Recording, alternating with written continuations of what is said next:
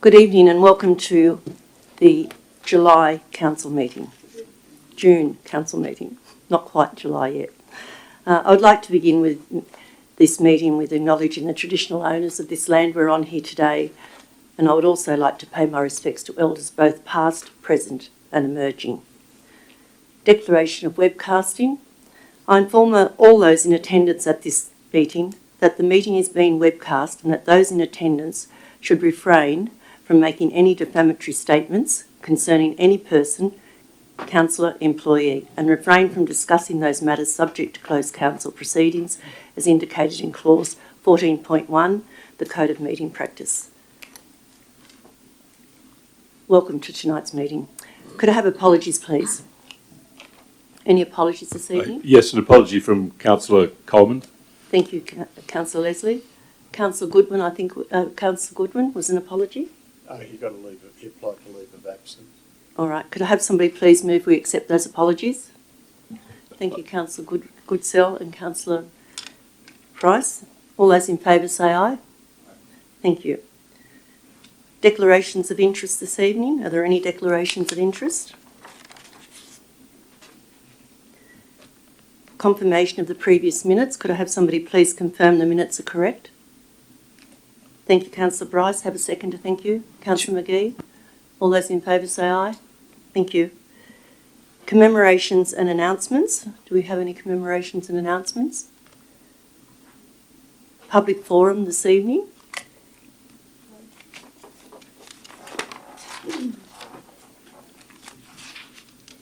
Any person registered to speak during the public forum on matters included in the business paper and registered via the council website prior to 12 noon on this day of the meeting will have the opportunity to speak. There will only be 2 speakers for and against on each matter on the business paper.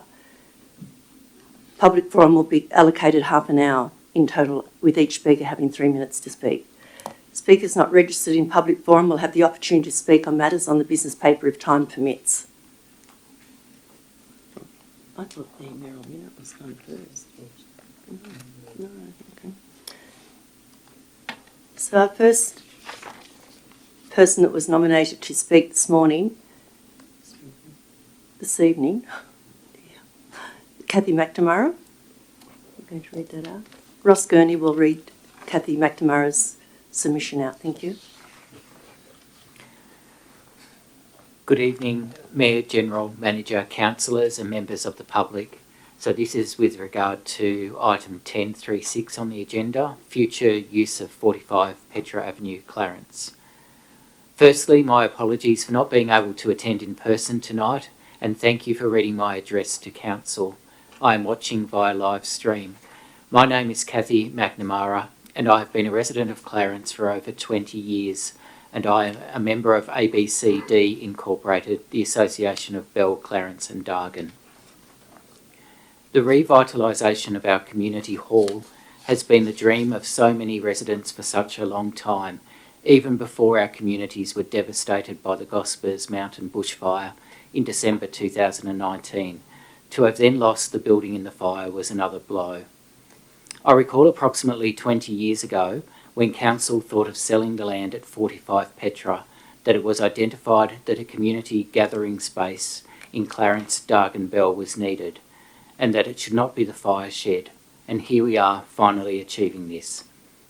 One of the only good things that came out of the Gospers mountain fire was our community has come together, united, identified what we need, and formed an association to make these things happen. Our motto is that together we are stronger, and indeed together we are achieving so much. It is exciting to read through the recommendations before council tonight for 45 Petra Avenue, Clarence, as they seem to support all the work ABCD Inc. and residents have done to bring this dream to fruition. Our community has come so far since the devastation of December 2019, though we are still traumatised and have a way to go physically and emotionally. Our numerous community consultations have indicated the strong need for a place for our community members to gather, to feel included and to feel as if they belong and are not as remote and isolated as they sometimes feel. A place to run workshops and become more resilient as a community. and to have a place to learn about preparing for future disasters and to have a space to recover in. Congratulations to everyone who has worked so hard to get us to this stage, and to Council for working with us to progress this important space for our community. Thank you, Mr. Gurney. Our next speaker will be Kate Baringer. I apologise if I haven't pronounced your name correctly, Kate. Thank you. My name is Kat Baringer. I'm a Darden resident and president of the Association of Bell Parents in Darden. We formed after the fires in 2019 to support our community in its recovery and to build capacity to become resilient and ready to face the next disaster. So our villages are on a 15k stretch of road.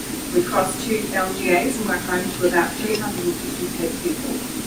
Like other communities in Lithgow and the Blue Mountains, we suffered great loss in the fires. In Dargan, where I live, about 1 in 3 homes were lost, which is huge for a small community. And 2 years on, that impact is still being felt. One thing I've learned through this process is that recovery is a marathon and not a sprint. It's a long road with many ups and downs, and for me, it's been the connections that I've made along the way that have made all the difference. In fact, research shows that the biggest indicator of a community recovery after disaster is its connectedness.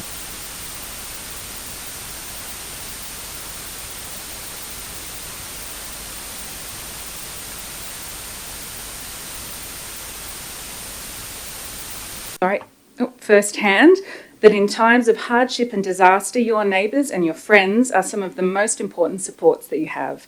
That's why, as Kathy said, our association motto is "Together we are stronger." And as a community, we have come together and we've talked about what we need to be stronger.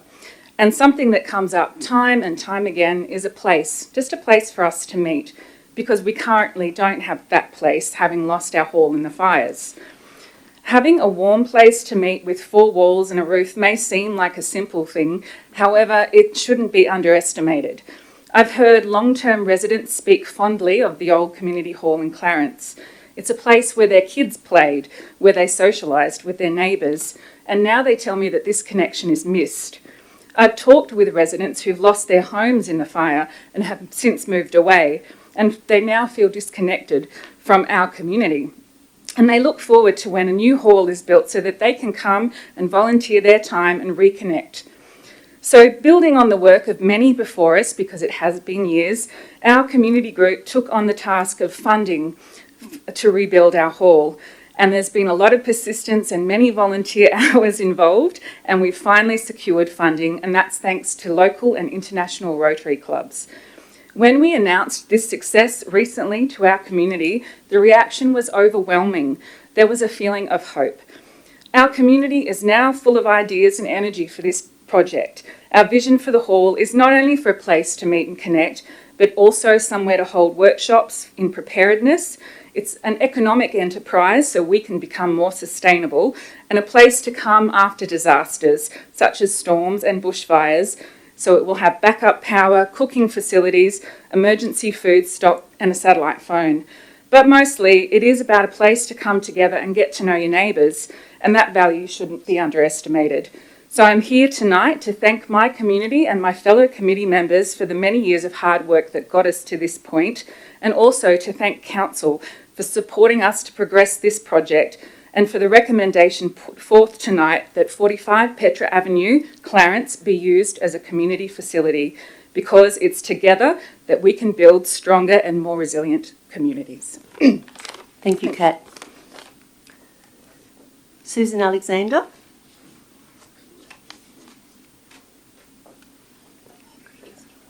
Okay. Hello to everyone.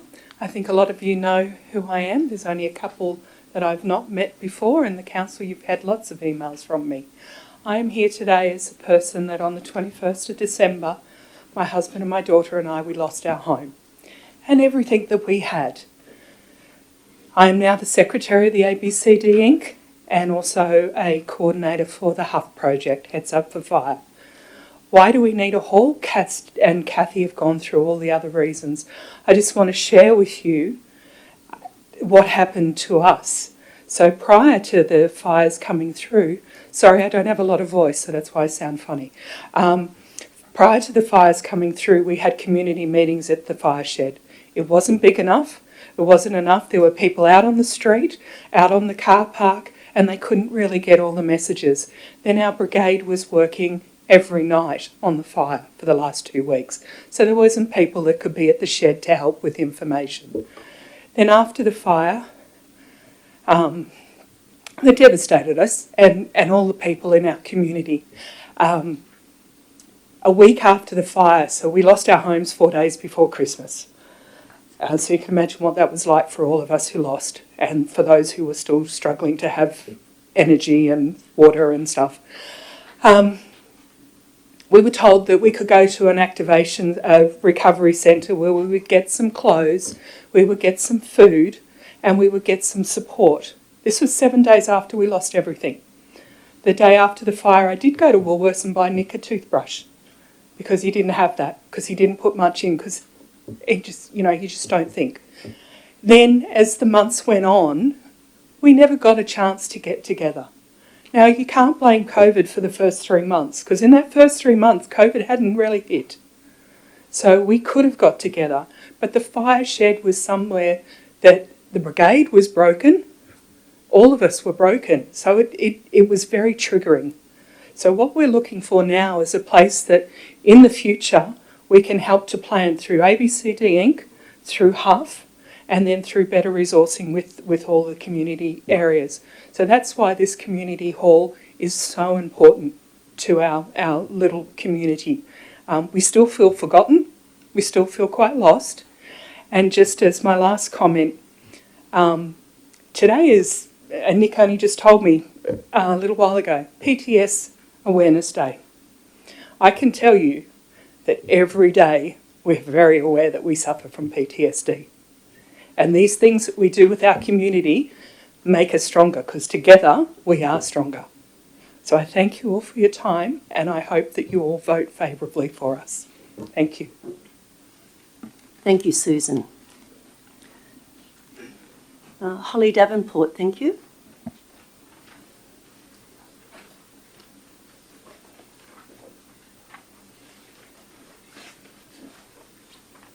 Hello. Hello, my name's Holly. I'm the Secretary of the Rydal Village Association, but I'm also a new resident of Rydal, you could say. But I feel so much at home that I feel obliged to come here to support the 64% of the Rydal Village Association who voted against the siting of the public amenities in the Greg Featherstone Park, because that's the place the community only has to hold their events such as the afternoon teas and the morning teas and Anzac Days. I represent the core of the villagers, many of whom are Rydal born and raised, who put 20 odd years into creating the Greg Featherstone Park and making that community space. Even though, say, I'm a new resident and I wasn't there at the time, but I can see the wonderful heritage village that has resulted from that hard work from those volunteers. When the project was originally started back in 2020, the council took our plea for a toilet to heart and went looking at a few sites, and apparently we didn't know this at the time, but they looked at a site near the RFS shed and near the brake van near the station, which the Rydal Village Association restored and put there, and also the refurbishment of the railway toilets. And had we been consulted at that point, we would have found one which might have met everybody's agreement. However, we weren't, and unfortunately the council chose to put it in the middle of the what we call the village green in Rydal, which is going to impact terribly on the community events that we hold there. So here we are. In the meantime, we're a heritage village without public toilets. Yes, I agree. We have a heritage railway station which also has no public toilets. So the working passenger railway station, which now has 8 to 10 chances of stopping, can't offer toilets to their passengers. Would it be too much to ask the council and the railways to get together to create a potential heritage building that will house modern amenities which will comply with heritage requirements for the look of it, near the sewerage, near the drainage, which is already there, near the brake van, which council originally thought was the easiest spot for them to put it. And to me this makes sense. The passengers get public toilets, the village gets public toilets, the heritage people are happy with the design, and hopefully that will make everybody happy. That's all I can ask, really. It's pure and simple, trying to make everybody happy. I know that's almost impossible in this day and age, but we're trying the best. Thank you. Thank you, Holly. Tonight we have some speakers that are, the subject is not on the agenda tonight. Could we have please Rob White? Excuse me. Thank you. My name is Rob White. I'm a resident of Sir Thomas Mitchell Drive at South Barnfells. And firstly, those stories about the things up at Dargan, that's a distressing thing. I feel sorry for everyone that had that. At the last council meeting, a reference was made that about minority groups who are against everything. As a concerned Lithgow community group member, the group that I represent tonight, I'm here to dispute the assertion that was made on that occasion. The CLC group is neither a minority group nor are we against everything.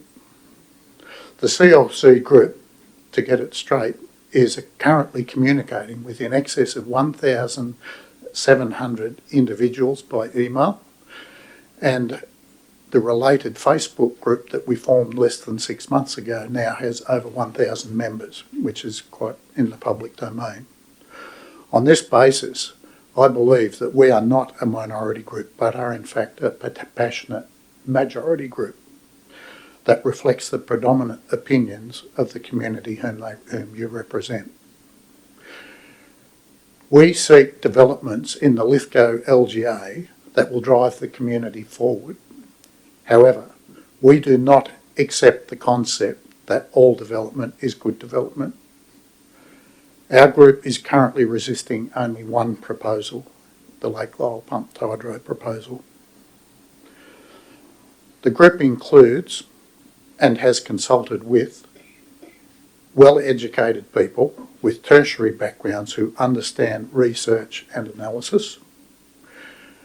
We have both the time and the skills to investigate this proposal critically, which is potentially something that the limited time of councillors and council management may be constrained by those factors. With these skills, we can offer councillors and council management access to knowledge that exists in your own community. We thank you for the brief information presentation that was permitted in April. We also thank those councillors that have sat down with us to informally listen to the knowledge that we've acquired. I invite all councillors and council management team to sit down with us at an informal environment where our group can give you a better understanding of the extensive knowledge that we've actually developed on this proposal. Thank you. Thank you, Mr. White. Mr. Ray Smith.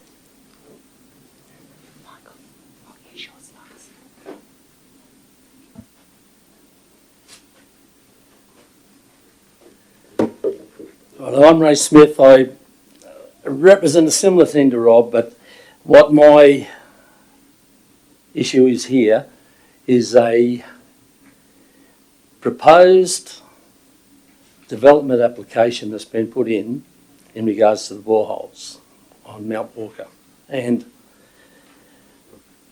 Lake Lyell. The issue here is not to bang on about all the information within the context of the application. It's how the application has been handled and done.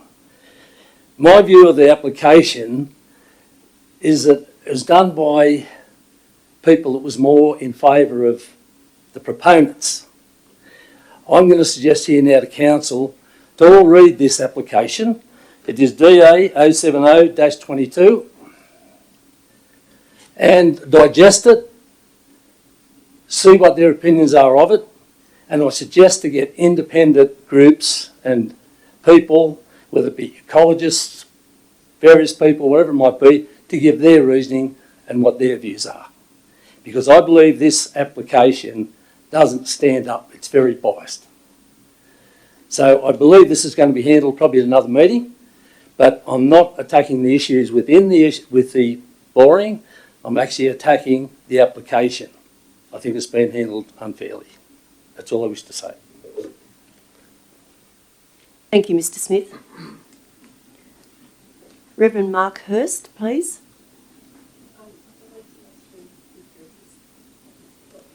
Mr. Hurst has withdrew his information. Adrian Williams, thank you.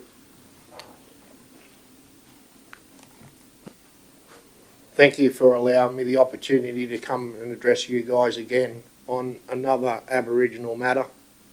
There was a site study done on Mount Walker. There was a fella from out of the area that came in here, walked around, found no artefacts on the ground, and he's put forward that that's not of any significance or importance. I bring local knowledge to the table, and I've been working closely with the council, putting together cultural protocols and sharing local knowledge.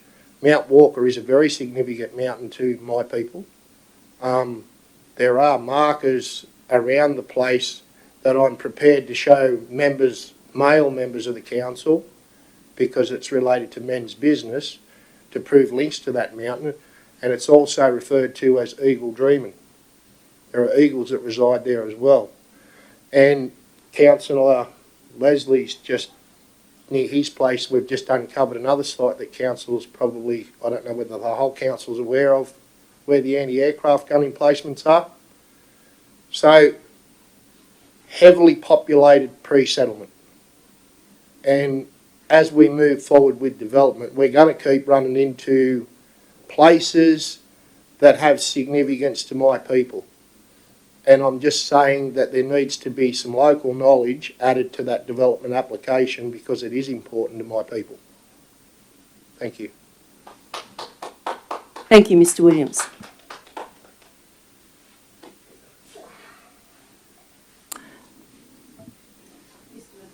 Mr. McGrath will now read out a written submission from Minto Planning Services. Thanks, Mayor Statham. So this letter was received, or at least dated the 24th of June, and it relates to item 10112, 69 Main Street, Lithgow. So this is written by Minto Planning Services, who are the applicant for this development application that was called in, and they act on behalf of Hanate Foundation Proprietary Limited. So I'll read it out for everyone's benefit. I refer to the subject meeting and to the general business item concerning the subject property. It is advised that I am a town planning consultant representing the applicant. Unfortunately, we are unable to attend the council meeting on Monday. It is therefore requested that you please advise the council that 1. The applicant is supportive of the council officer's report and recommendation, and 2. The applicant is accepting of the proposed conditions of consent. On the basis of the above, we respectfully request that the council endorse the officer recommendation and grant consent to the subject application. The applicant has requested that the council be advised of the following points in support of the proposal. 1. There is a genuine need for crisis accommodation without cost in Lithgow and surrounding towns. 2. The experience of providing accommodation for people in need over the past year upon the site has proven to be of great value. That is 69 Main Street, Lithgow. 3. Providential Housing is an experienced not-for-profit charity and will manage the facility.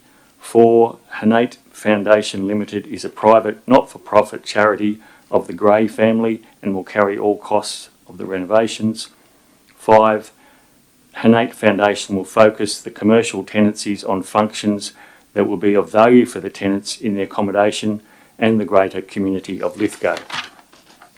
It is requested that should the council have any queries or require any additional information in relation to this matter, that you do not hesitate to contact me to discuss. Yours sincerely, Andrew Minto, Director.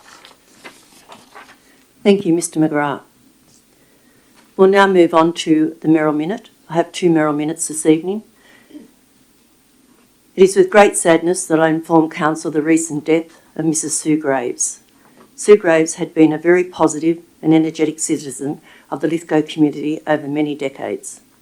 She was a founding member of the Lithgow Tidy Towns and a very active member and chairperson for over 10 years. She was a driving force in making many successful submissions to the Keep Australia Beautiful Award program. Recognition of this success is reflected in the plaques at the front of the Lithgow City Council chambers. Sue has been a driving force behind the Lithgow Tidy Towns public art installations, a project that is ongoing and delighting locals and visitors to our community. She was also on many committees in the Lithgow community, including the Lithgow City Council Crime Prevention Committee and the Environment Advisory Committee, Energy Australia Community Advisory Board and the United Care Board. Sue also served in Lithgow community as an elected councillor for a lengthy period from 1983 until 1994. Her commitment, energy and positivity have been ongoing. She will be missed. Can I have somebody please note the Merrill Minute? Thank you. Thank you, Councillor Goodsell. Second, Thank you, I wouldn't Councillor. mind speaking to it if I could as well. I'm happy for you to complete the 2 and I'll come back to it if that's better. It'd be better if you speak to it now, Councillor Marnie. Thank you. Okay, I'll just briefly, I just wanted to say a few words. I think I'm good with this, but Sue was one of the first people I met when I walked into Lithgow 22 years ago, and Sue's invited me on a bit of a journey for the last 22 years of her life, which has been I'm deeply grateful for, because Sue was someone who imagined opportunities rather than was led by constraints, and she imagined things and she enabled the people around them to achieve these things. And it was very much a case of Sue was somewhat an ordinary person who did extraordinary things, but she also helped others to achieve that. Whether it goes back to meeting in parks at the Landcare Forum in around 2004, where we all imagined the Farmers Creek Master Plan and the shared bike track that has become a reality, whether it's getting a train load of people to come from Sydney to plant thousands of trees at Lake Lyell. She imagined things and she made them happen. And she was in my mind, a very kind and generous person, but she was also a very direct and honest person, and I found I'd never had to have a conversation to say to Sue, could I get your honest opinion on that? It came as a mandatory part of any conversation I had with Sue. But I personally will miss her very much, and I've been very fortunate to catch up with her for a coffee every few weeks. And the last conversation I had, which was a typical Sue conversation, was with a group of future thinkers and a gentleman who'd modified a mid-century train from the 1950s into a solar-powered train and was operating it as a passenger and tourism train up in Byron, and had this vision of taking this dream further for Lithgow. So that was the type of thinker Sue was. But for me, every single cold, crisp, blue winter day, I'll remember Sue, because when she was a councillor, one of the key projects she worked on was an incentive program to reduce the coal burning appliances in Lithgow. And that changed the dynamics of the Lithgow that people told me about and the Lithgow that I walked into. And that made for a place that, with me and my young family, it was a place I fell in love with, and it's a place that I've made home. And Sue will be sadly missed by many, but she'll also be missed by the people that didn't meet her for the legacy that she's left behind. And I thank the council for an opportunity just to say a few words for Sue. Thank you, Councillor Marnie. It is with much sadness, and for everybody in this room today,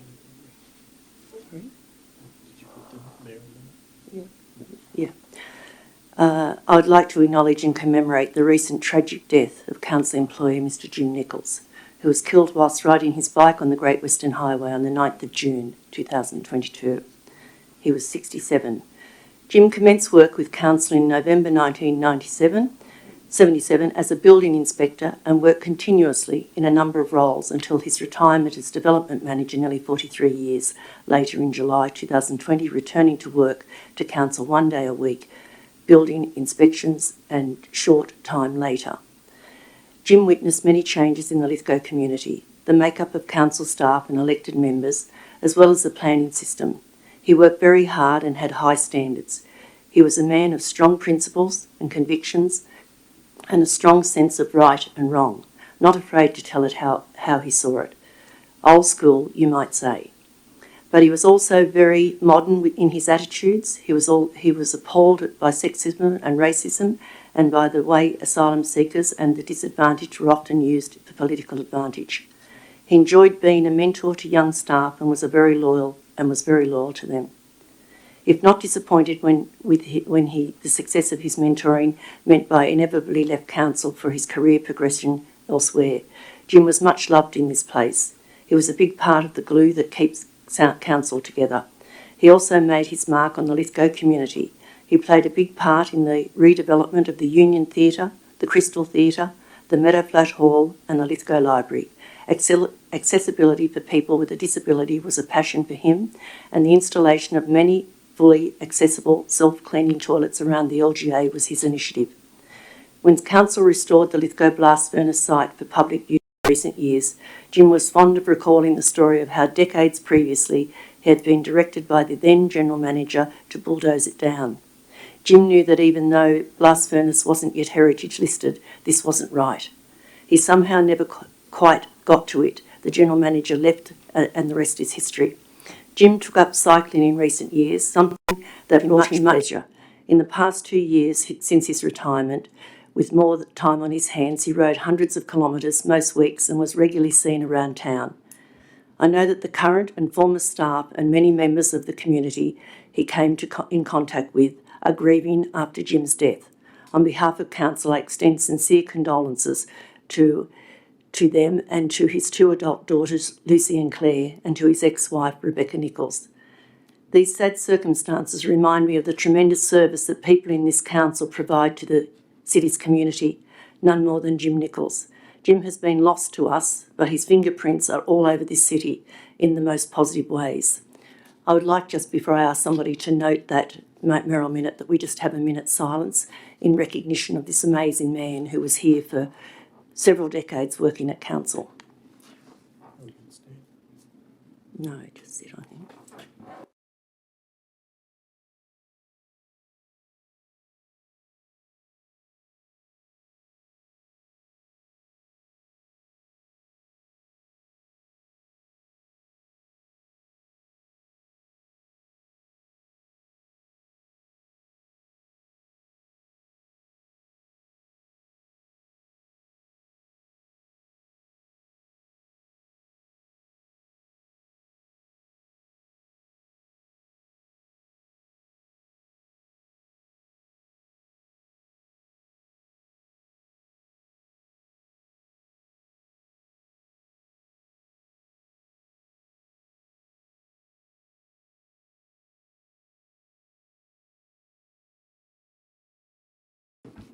Thank you.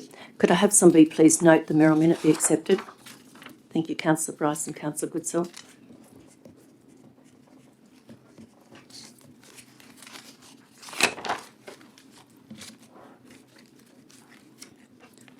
Item 9.1 this evening is a notice of motion by Councillor Marnie, Lithgow Region Local Housing Strategy.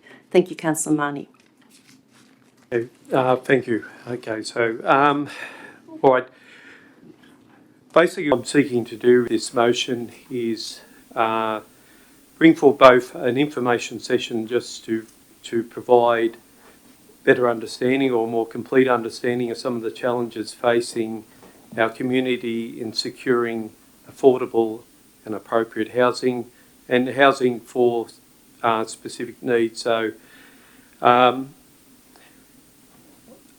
something I've watched over the last couple of years is the increasing cost of housing. We've also got a workplace sector where we're seeing healthcare workers who do some of the most valuable work for us and are probably some of the lower paid workers in our community. Housing affordability is a key part of it has to be a key part of the strategy in my mind. Also, given the high over 55s population, I'm sure it's well over 30%. I can't give you an exact figure at this point, but it's certainly in that range. Now, for many people, I know someone quite well who was born in the 50s, started working when they were 15 as a woman. They worked throughout their adult life, and when they retired, they had superannuation of $80,000 a couple of years ago. Now, for those people, if they found themselves single or and were trying to secure housing at that point in their life, it's a group that we need to be conscious of. So there's many people in our community that their starting point for housing doesn't start at a large residential subdivision lot commencing at $600,000 for the land. So I would like to see as a council that we look to this challenge to provide diversity in our housing stock, that we work with other levels of government and other community organisations to provide different styles of housing to meet those needs. So that's the intent of the motion. As far as the forum, I'm not looking at some glittering expo. I'm really liking the idea, and I've heard us talk about it possibly with our community strategic planning, that we go out and have town hall meetings and we actually talk to the people who are who have the needs and what they need. We talk to rental members in our community as well, so that we understand their needs. And I think it's also appropriate that we have meetings with developers to talk about the plan forward. So I'm hoping that, and I note the management's comments, and I appreciate that, and I'm very thankful that the staff are working towards this goal. But I think it's just something that does need to have a spotlight placed on it, and that's all I'll say at this stage. Thank you, Councillor Marnie. Could I have a seconder, please? Happy to second that. Thank you, Councillor Goodsell. Would you like to speak to that, Councillor Goodsell? I would. What I got out of Councillor Omani's notice of motion was, after a little bit of research, the lack of transitional housing that is subsidised by the government in our community. We have families that are in crisis that are currently stuck in a position where they should be out in 12 weeks, and they're stuck in that position in that one space because they've got no transitional housing, because the people that are in the transitional housing are stuck also. They're stuck for 12 months. You know, that the time frame is 12 months to have them in and out and then back into the community for whatever needs they have. But the bogged down system is, you know, maybe there's 4 to 6 transitional homes in our community. And also, if those families and residents that were stuck in that 12-month block in a home subsidised by the government, they're then not able to navigate our local system. There's rent being paid 6 months in advance. There's absolutely no hope. So every system's bogged down. The beginning, we're turning people away at the moment. We're at the last stop on the railway for people escaping, you know, the metropolitan area. We're the cheapest to get to, so they jump off the train and we're turning them away. So out of this, I'd like to see some sort of representation made to the government. You look at Bathurst Local Health District. They've got their own, every person who comes to Lithgow to support those families is an outreach worker. They don't come from our local community. Bathurst's got their own local health district, and they've got their own resources right at their doorstep. So, you know, I don't know, I feel a little bit ripped off for these families and for the workers in our community that have to try and struggle to support them. Thank you, Councillor Goodsell. Anybody else wishing to speak for or against this? Councillor McGee? Yes, I just think that it is extremely important, but I think that these issues and more are covered both in the LEAP project, the LEEP, and also the visioning process that we've got in place These issues are addressed directly in there, and it is a whole holistic approach that we look at when we address these at LEAP and with the visioning plans. So I think that, to do it properly, instead of just focusing on that one plan or that one part of the problem, we need to address it with a holistic approach of advancing the economy as well. And that's where it all comes into it, from my mind. Thank you, Councillor McGee. Anybody else wishing to speak for or against? Right of reply, Councillor Marnie, thank you. Just very briefly, I thank the councillors, Councillor McGee and Goodsall, for their input, and particularly for you, Councillor Goodsall, for your lived sort of experience of what's happening on the ground. So I appreciate your thoughts on that. I think the other challenge I didn't mention was, and Councillor McGee's touched on this, around the economic development. We're looking to expand our workforces. We're looking to create 400, 500, 1,000 jobs. And we've got to think, where are those people going to live, unless they're coming directly out of our houses where we are now. So they're all challenges. I agree with you in regard to the holistic approach. So I just ask that the motion be put forward. Thank you, Councillor Marnie. All those in favour say aye. Against? Do you have those names? Do I need? Pardon?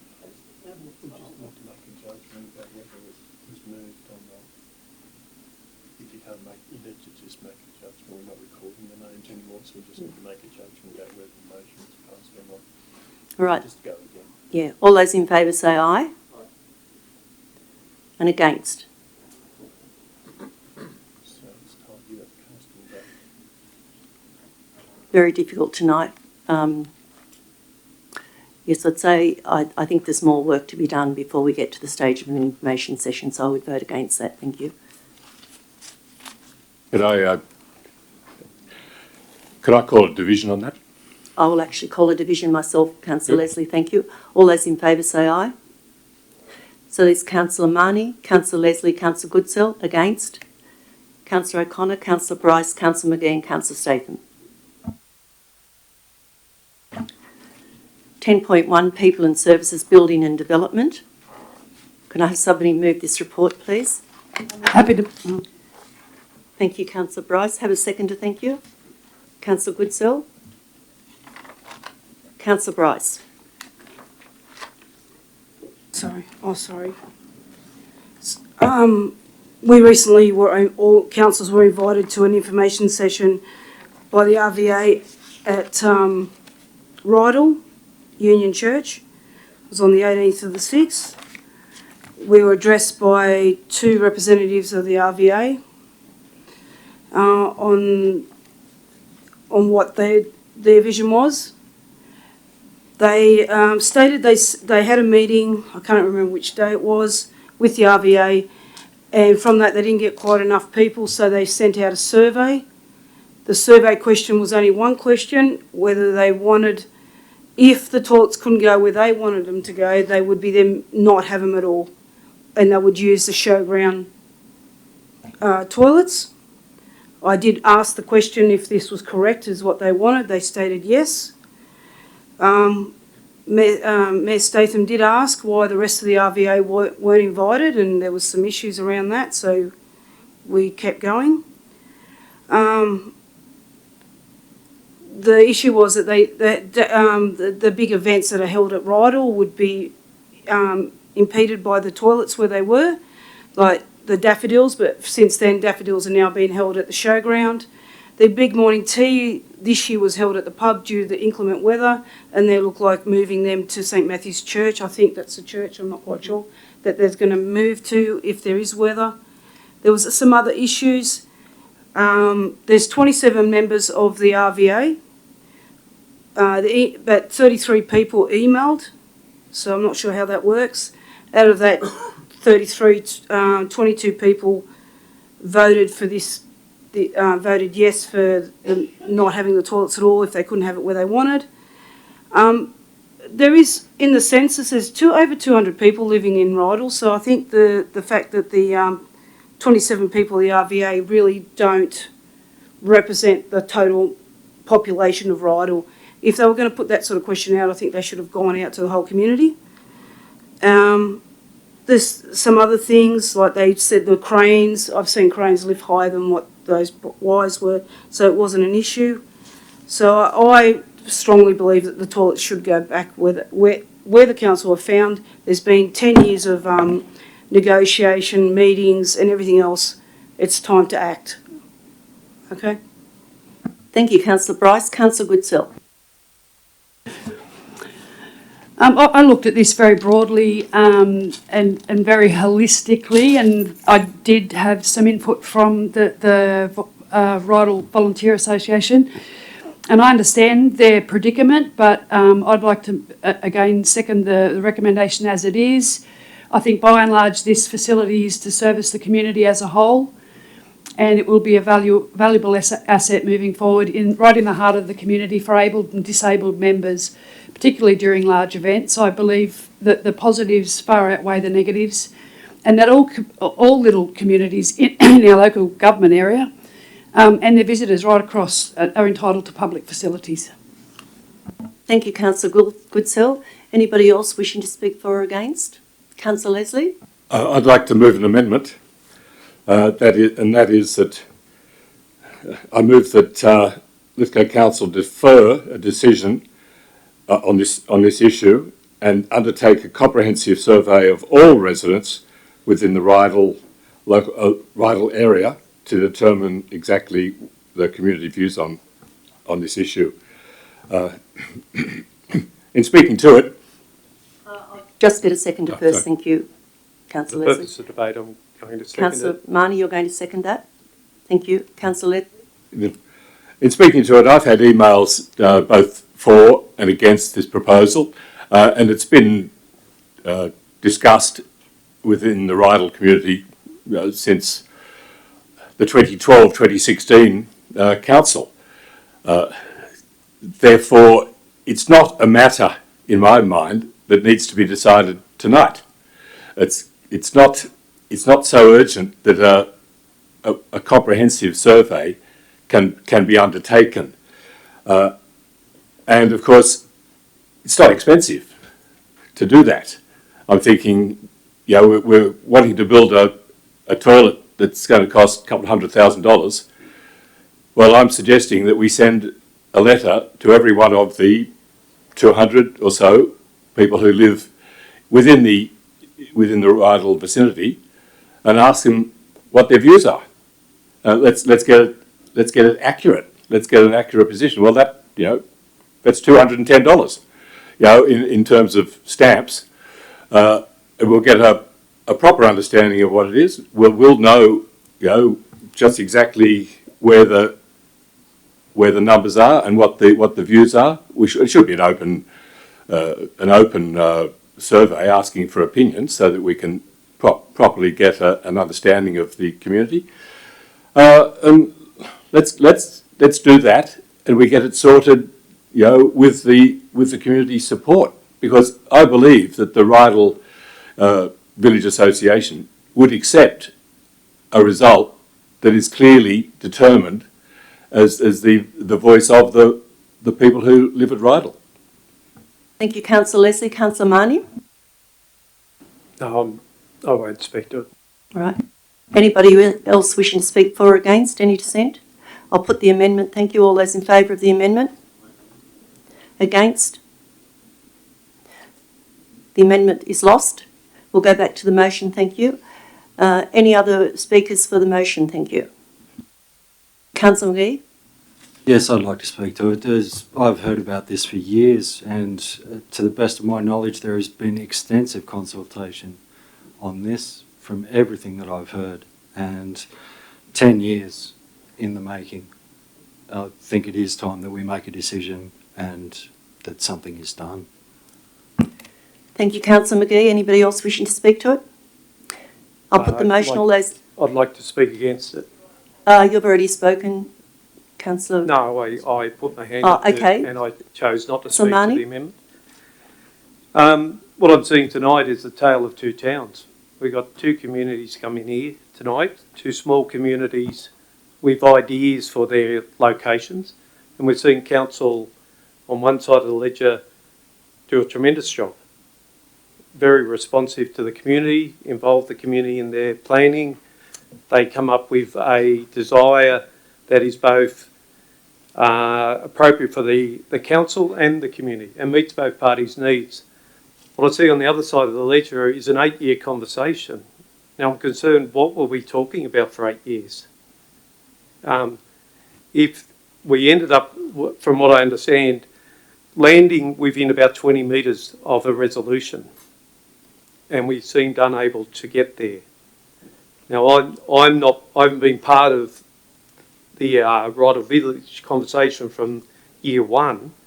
I've certainly watched the Clarence, Doug and Bell conversation unfold.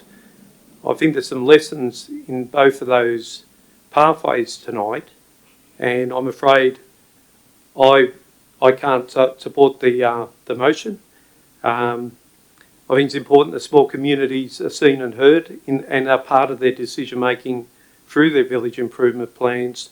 We want them to take ownership of their pathway forward, and I'm not sure that tonight's decision brings about that. I'm seeing one very united and resilient community. I'm seeing one that has ended up divided. Now, how we arrived there, I'm not going to cast a judgment on it, but we need to look at these two pathways and work out how we manage to resolve something so well, and on the other hand, we seem to have not met the needs of the community. So thank you, Councillor Marnie. Before I put the motion, I'm going to ask Jonathan Edgecombe to speak to that. Thank you. Thank you, Mayor Statham. I just wanted to make a very brief statement regarding the consultation. That the councillors are correct that this matter has a very rich history that dates back to 2014. Whilst we have considered several sites, inclusive of the Rydal of Greg Featherston Park, the RFS shed and a couple of vacant blocks around Rydal, and also the showground. There was over the past 8 or 9 years, we haven't been able to reach any consensus regarding the location, but the one fact that has remained consistent is that the Rydal community need a toilet for the visitors, for their community, and for the broader Lithgow LGA. There's many interests at play, not just the community itself. So I would just make the statement that there is a very long history to this matter, and inclusive of that history is a fairly rich consultation and communication process that dates back many, many years, not just of this council, but those previous members of the administration also. So, yeah, thank you. Thank you, Mr. Edgecombe. I'll put the motion. All those in favour say aye. Or right of reply. No. I'm right. Yes. All right, put the motion. All those in favour say aye. Against? I'll call a division on that. Thank you. All those in favour say aye. Against? Councillor Marnie and Councillor Leslie. Thank you. Item 10.1.1.2. Happy to move. Thank you, Councillor Goodsell. Have a seconder, thank you. I'll second it. Thank you, Councillor Bryce. Councillor Goodsell. I think this will be a welcome addition to our community. As I spoke before, the need for crisis accommodation for families in our community is non-existent, and I'm looking forward to seeing this development go ahead. Thank you, Councillor Goodsell. Councillor Bryce. In recent times, with everything that's going on, homelessness has always been an invisible thing, but it's coming to Lithgow, and now it's far more visible. And we are seeing, homeless people in our streets. We're seeing people sleeping in cars. We're seeing people living in tents with their children. This already exists in Lithgow, so we might as well just keep it going. Thank you, Councillor Bryce. Anybody else wishing to speak for or against this? No dissent? I'll put the motion. All those in favour? Against? Like my name So you need to do For a division, thank you. I'll call a division. All those in favour say aye. And you need to read out their names. And the names of the people for it is Councillor O'Connor, Councillor Bryce, Councillor Goodsell, Councillor Marnie, Councillor McGee and Councillor Leslie, and I'm against. Thank you.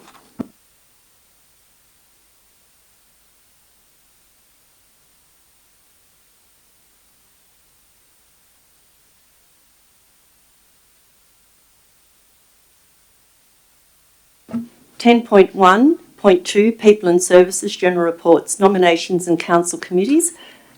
Could I have somebody Happy move to this move. report? Thank you, Councillor Goodsell. Happy to second it. Thank you, Councillor Bryce.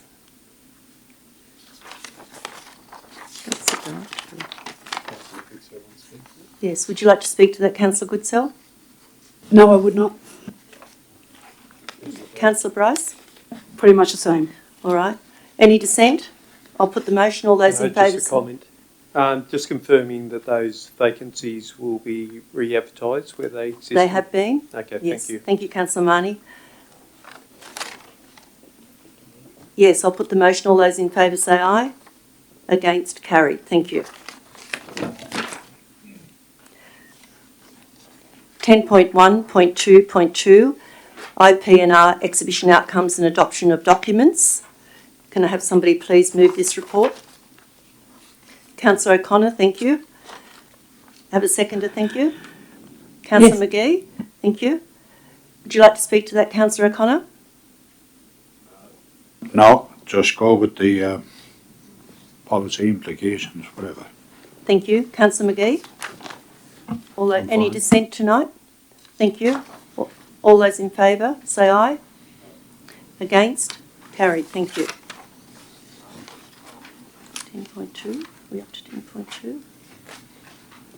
Yep. So, yeah.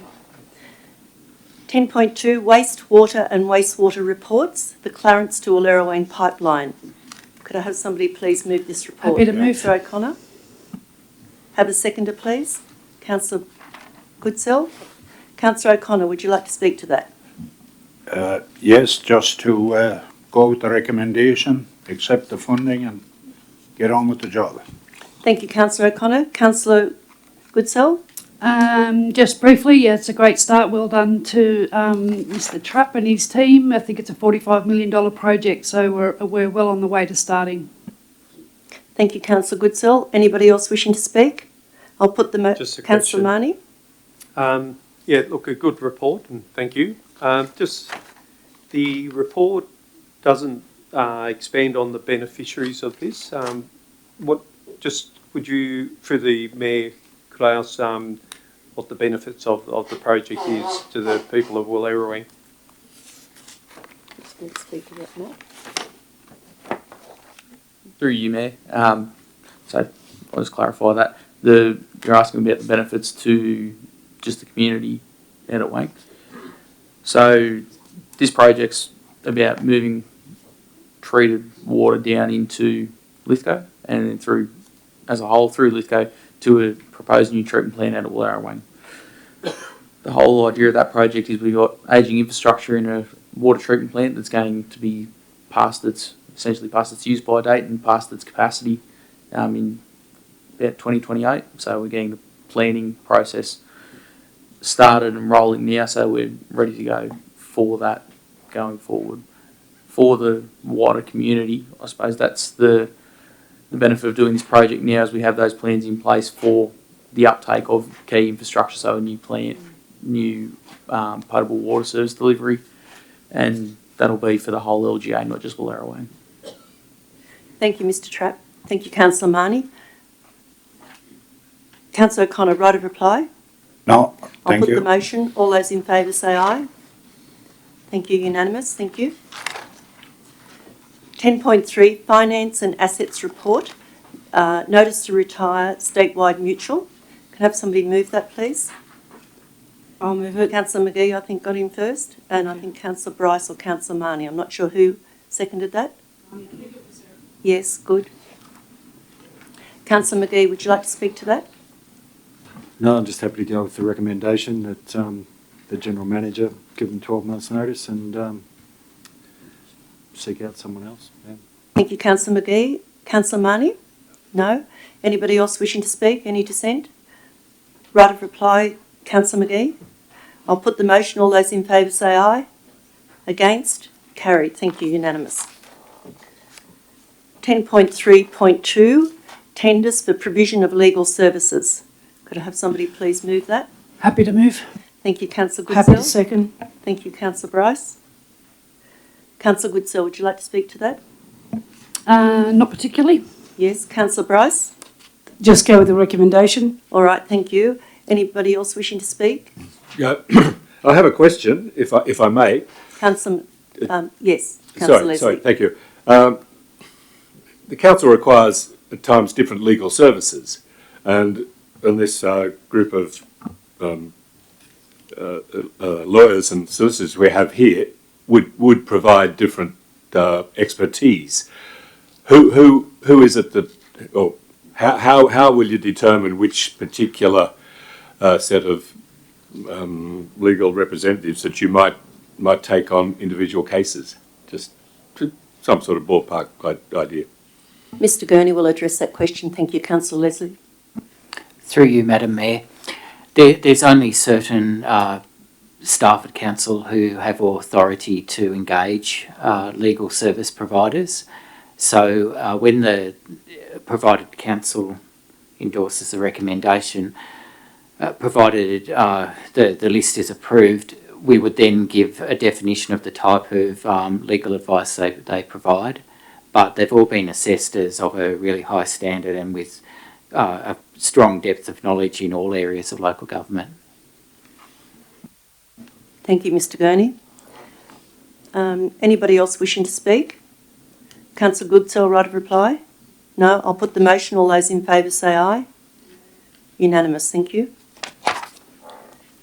10.3.3, making of rates and annual charges. Could I have somebody please move that report? I'll move the report. Thank you, Councillor Bryce.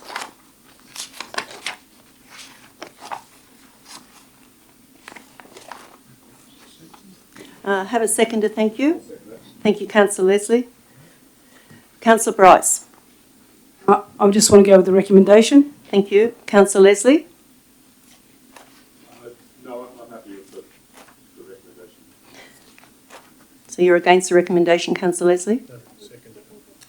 No, I've just seconded the motion. I was happy to second the motion, and I'm happy with the recommendation as printed.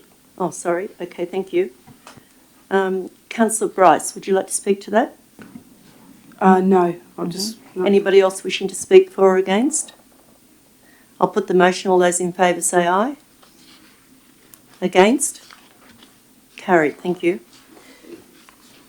10.3.4, disaster recovery works and the 21-22 budget. Happy to move.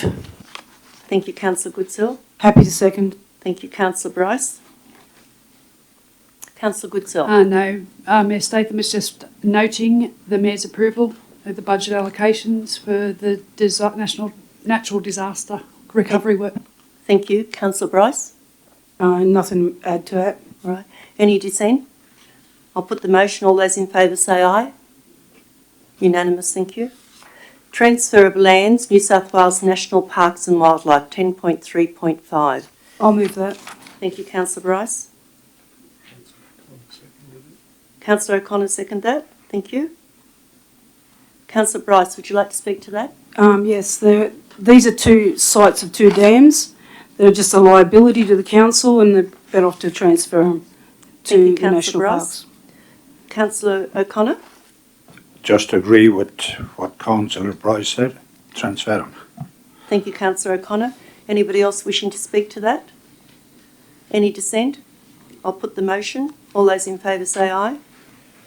Unanimous, thank you. 10.3.6. Happy to move. Move, Councillor Goodsell. Could you please tell me who has seconded that? Councillor Marnie? Councillor Goodsell, would you like to speak to that? I would indeed, and I thank those residents for coming here to talk tonight. You can still see here the emotion and rawness and trauma of, that they all spoke about. I think it's a fabulous outcome for our local community. Congratulations to all the residents that are part of that committee for submitting the funding application to secure a community facility back at Clarence. It will be invaluable to those residents as they heal. And also thank you to the council staff for supporting this group during the process. Thank you, Councillor Goodsell. Councillor Marnie. Just to reiterate what Councillor Goodsell said, this is a very good process. I'm really impressed with how this has played out. I'm also impressed by the ABCD starting to think about opportunities for income generation to help offset some of the costs and also provide opportunities into the community. I think it's been a really well thought out partnership, and I think this is really sort of a gold standard sort of outcome from where we've started and where we've landed. So I thank everyone who was involved in it. So well done. Thank you, Councillor Marnie. Anybody else wishing to speak for or against this? Councillor McGee? Yes, three other councillors and I were at the Monkey Creek Cafe yesterday, and it was really good to speak to the local people there and to see the cohesiveness. And the ABCD Inc. is just a classic example of a constructive community organisation, you know, and when people get together and collaborate and communicate well, just what can be done. And I think they're a glowing example of just a good outcome. Thank you, Councillor McGee. Councillor O'Connor. Just to go with what Councillor McGee said, it's a perfect outcome. Thank you. Anybody else right of reply? No, I'll put the motion. All those in favour say aye. Unanimous. I would just also like to note the amazing funding supplied by Rotary and Rotary International. I think it's a wonderful news. 10.4, policies and governance. Could I have somebody please move this report? Happy to move. Happy to second. Councillor Goodsell. I think there's just been some amendments that outline the debt recovery process and amending the language for pensioner rebates to make the eligibility criteria clear for ratepayers. Thank you, Councillor Bryce. Anybody else wishing to speak for or against? Just a comment. I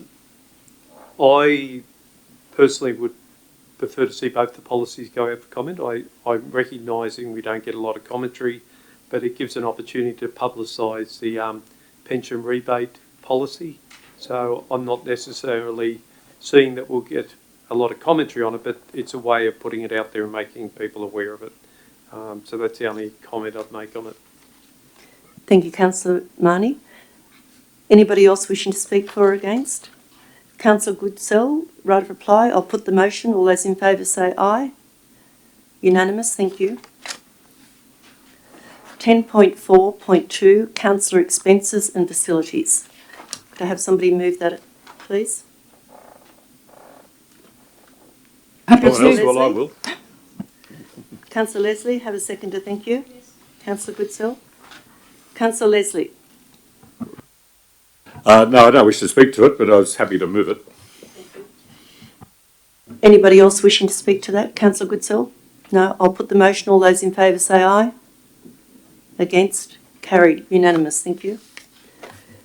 10.4.3, draft policy, contaminated land. Happy to move. Happy to second. Thank you to Councillor Goodsell and Councillor Bryce. Councillor Goodsell? No, just a report that is to clarify council's legal obligations and provide clear position of how contamination risks will be managed. Thank you. Councillor Bryce? No. Anybody else wishing to speak? Yes, I'd like to speak to it. Just contaminated land is something that is of major concern to Lithgow, and we'd have to be conscious of any potential incinerators that may be built within the West Lithgow precinct, because the ash that comes from an incinerator, be it considered toxic or not, is so toxic that the ash itself has to be treated as though it's a nuclear waste in the same way. So this is something that I would expect there'd be comments from the community, and so I certainly endorse the decision to put this out for public comment, and I would expect that there will be comment on this one. Thank you, Councillor Leslie. Anybody else wishing to speak? Councillor Marnie? Just to thank the staff who have worked to secure the funding with the EPA. I think this is a really important policy document. There's lots of legacy issues for private landholders as well that they may buy into and be unaware of the history of industrial footprints that they're building on. So I think it's a really good body of work, and I thank the staff for their work on it. Thank you, Councillor Marnie. Right of reply, Councillor Goodsell. No, I'll put the motion. All those in favour say aye. Unanimous. Thank you.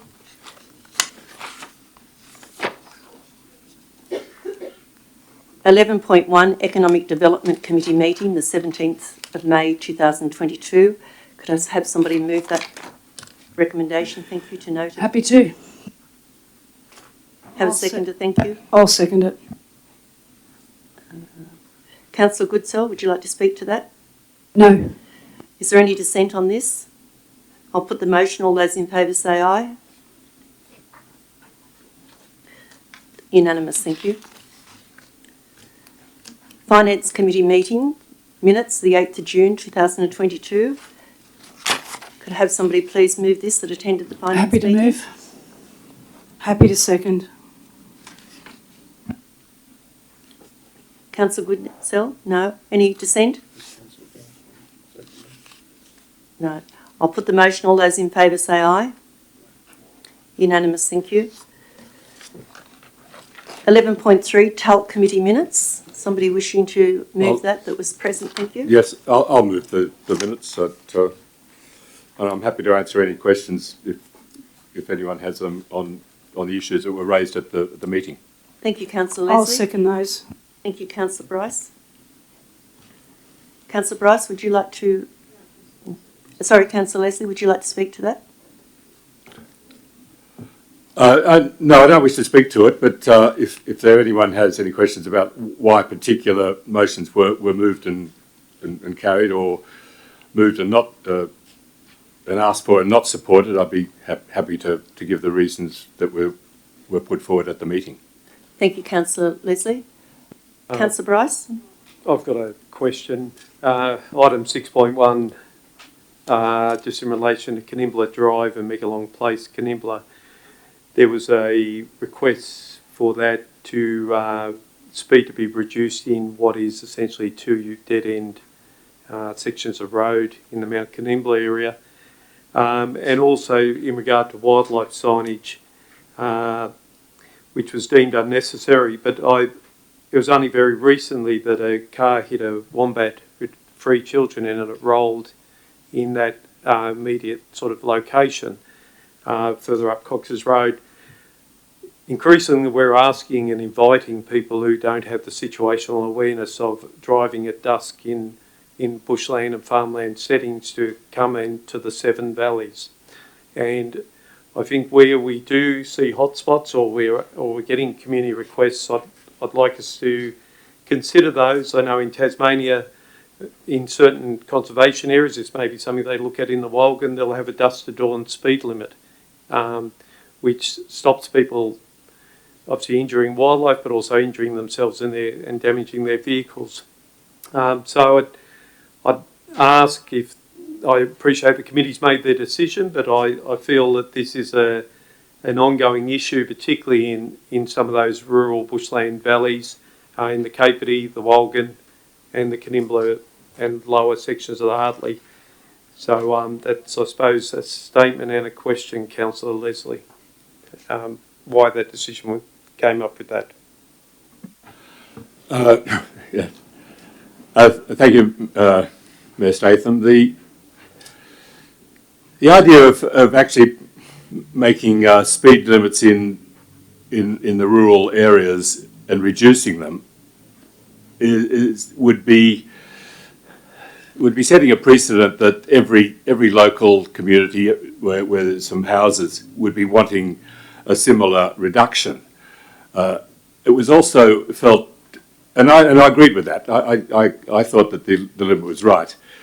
Also, that it came from one resident and not from multiple residents, or perhaps a petition, indicating that there was genuine support for such a belief. Now, if we're wrong, and there is a genuine belief, then I would hope and expect that the resident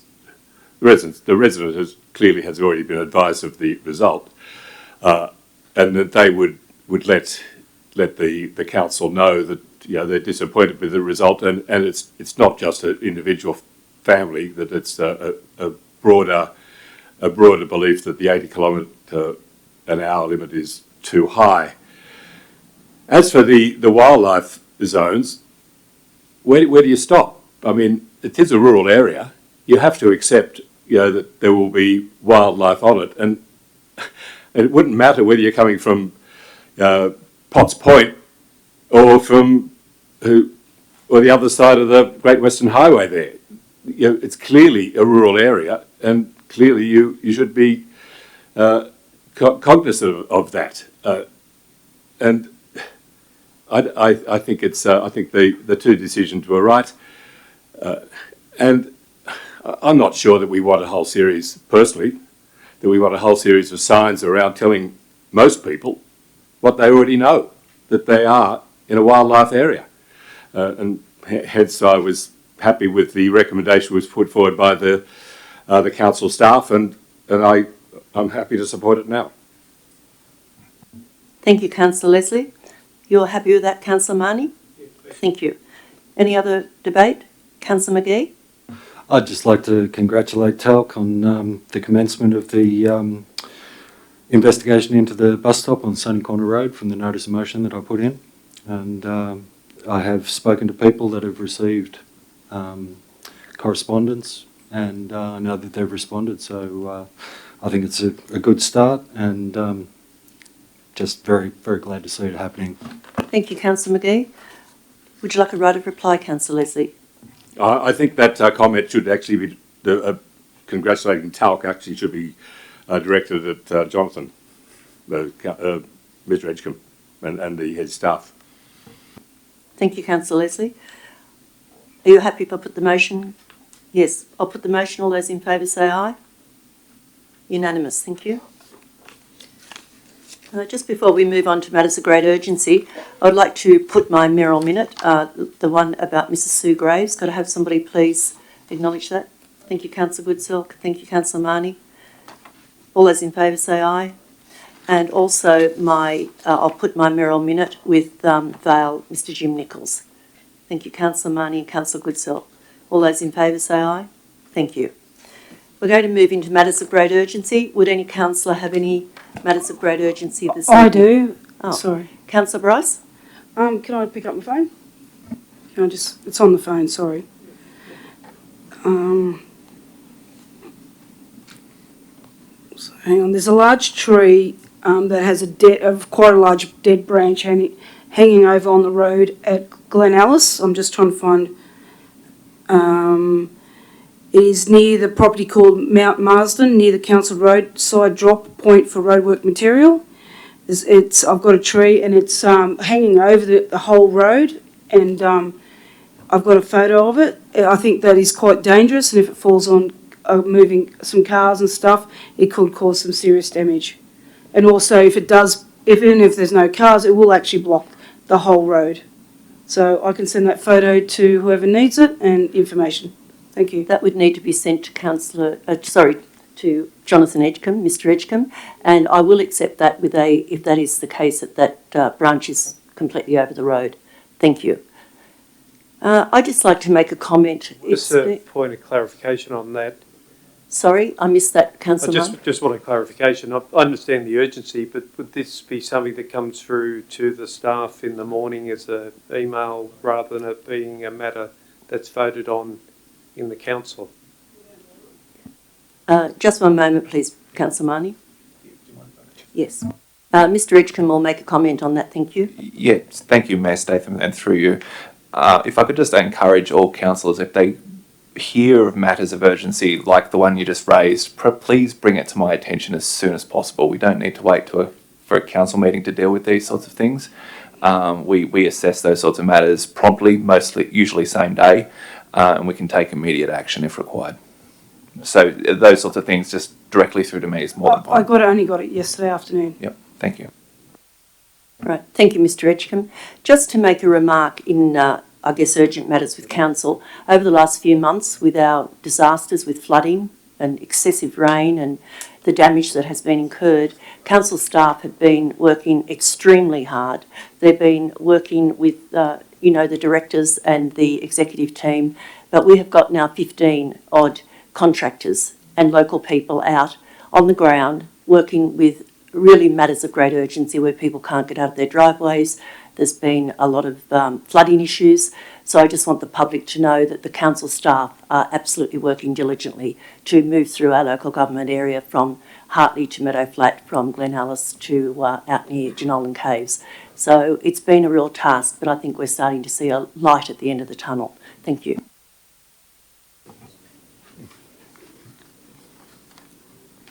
Councillor Leslie. Yes, a matter of urgency, I believe. Councillor O'Connor and I were both at the Upper Macquarie County Council meeting on Friday, and that council meeting was addressed by Brett Fitzgibbon, who's, I think, the president of the Farmers Federation there, and he expressed concern to the Upper Macquarie County Council about specifically Lithgow's policy of slashing the roadsides where there's African lovegrass, as opposed to spraying it. And he stated that this is actually spreading the African lovegrass rather than killing it, and therefore it's ending up in neighbouring properties. So I raise the matter now, just hoping that I can get either a report, perhaps to the next council meeting, as to what Lithgow Council's policy is about, African lovegrass, and where the responsibilities vary between the responsibilities of Lithgow Council and the responsibilities of Upper Macquarie County Council, and how those two issues can be, addressed or meshed or something anyway, sort of addressed so that we can look at it. And maybe I can throw it over to Councillor O'Connor just to perhaps clarify the issues if I haven't explained it very well myself. I think you've said it pretty well what they've said. They're blaming the mowing near the Oberon area for African lovegrass, which they said they never had until Lithgow Council started mowing the sides of the road, and now it's going into nearby farmland. The alternative is we just spray 2 or 3 meters and on the side of the road, and that's all I can say. Thank you, Councillor Leslie and Councillor O'Connor. I think that it's a very difficult thing because over the last 6 months we've had many complaints about excessive grass on the sides of the road, which goes back to fires, and there's a lot of fuel. But if we can locate the, as Councillor O'Connor said, the Oberon area on our boundaries, if we can locate those areas, I'm sure Mr. Jonathan Edgecombe will inform staff, and that may well now need to be sprayed. But I believe the mowing, I've had lots of comments recently, which has been lovely for the council staff to receive some positive comments about the excellent mowing on the sides of the road on many areas in our local government area, which hadn't been done for almost 2 years in some places. So thank you, Councillor Leslie. Perhaps, Mayor Statham, it might be applicable if our council could actually contact Upper Macquarie County Council to get clarification of that, so that the two bodies can work cooperatively together on this matter. It certainly was an issue that the Farmers Federation were very concerned about. So much so that we rarely get speakers at Upper Macquarie County Council, but they did take their time on a Friday afternoon to come and talk to us. Councillor Leslie, it's been determined that it won't be a matter of great urgency, but Mr Edgecombe will look into that tomorrow. Thank you very much. We now move into closed council. So I'd like somebody to move that we move into closed council, please. Councillor Goodsell, have a seconder, thank you. Councillor Bryce, all those in favour say aye. Thank you. Thank you to the public gallery for attending this evening, and you're welcome to come back after the public forum, after the closed council. Thank you.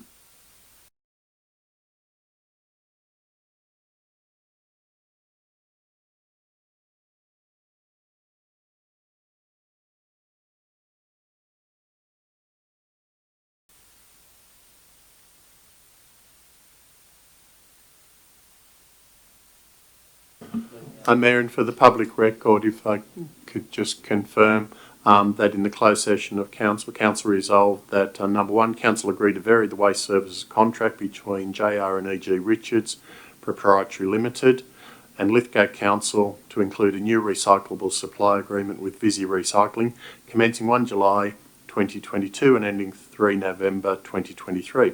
Secondly, an addendum be added to the waste services contract between JR Richards and Lithgow Council referencing the new supply agreement with Visy Recycling. And number three, Council delegate authority to the General Manager to execute all necessary contract documentation. Thank you, Mr General Manager. Thank you for your... Councillor O'Connor? Yes, before the meeting's closed, I just want to make a comment about these desks. We were in Oberon on Friday at a meeting. The desks were absolutely beautiful. I'm here trying to get my legs under this thing. There's spikes going down into my legs. The whole bloody thing should be thrown out and put in a brand new thing here. That's all I got. I think we might have to get you a taller desk, Councillor O'Connor.